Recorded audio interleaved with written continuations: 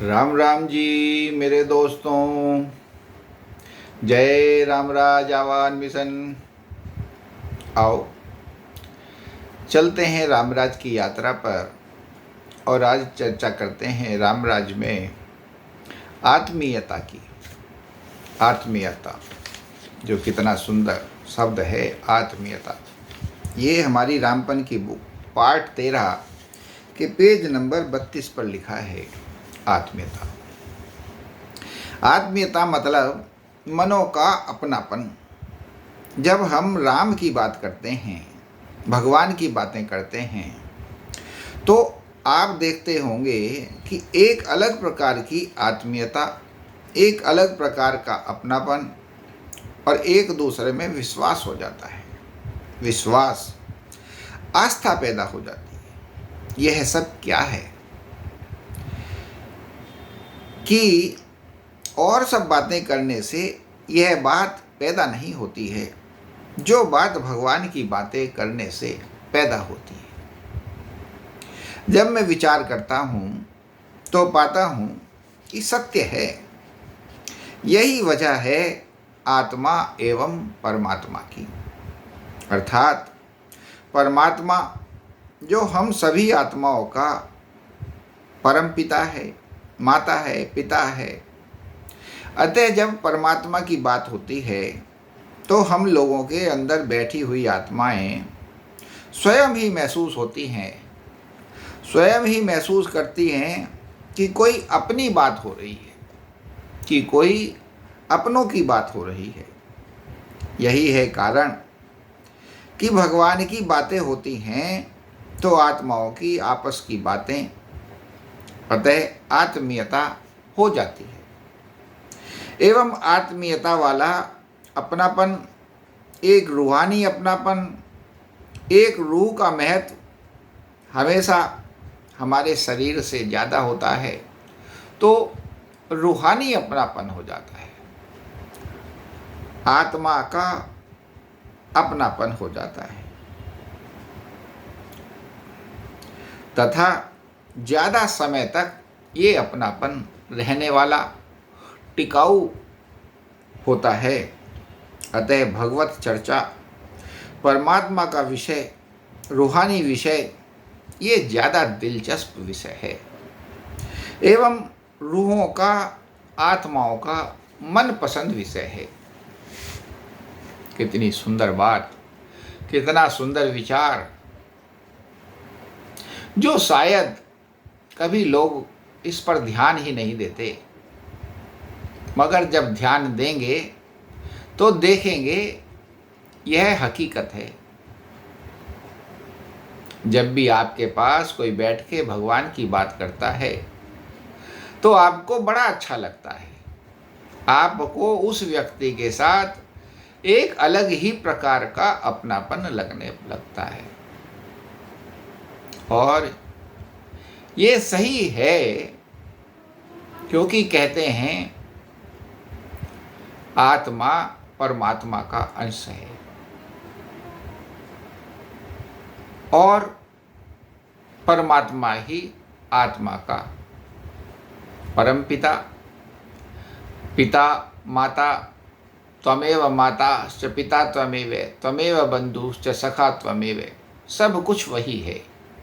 सच्चा सखा भी वही है, सच्चा बंधु भाई बहन भी वही है, सच्चा माता पिता भी वही है। सब कुछ वही है, ऐसा कहा गया है। और जब देखते हैं तो वास्तव में, क्योंकि आत्मा वहीं से आ रही है और फिर बाद में वहीं पे जा रही है, उसी से आई है, उसी में जाना है। तो जब उसकी बातें होती हैं, अर्थात परमात्मा की बातें होती हैं, भगवान की बातें होती हैं, भगवत चर्चा होती है, तो वो बड़ी अपनी सी बात लगती है। तो जो भी आत्माएं, जो भी लोग ऐसी बातें कर रहे होते हैं, वो सभी को बहुत अच्छे लगते हैं और उनसे एक अलग ही प्रकार का अपनापन सा महसूस होता है। आप इसको विचार कर देख सकते हैं। आपके जीवन में ये सब जो घटता है, आप इस पर विचार कर देख सकते हैं, ऐसा ही पाएंगे। तो यानी कि सर्वोत्तम, सबसे सुंदर है भगवान परमात्मा, भगवत चर्चा। सबसे बड़ा अपनापन है भगवान परमात्मा, भगवत चर्चा।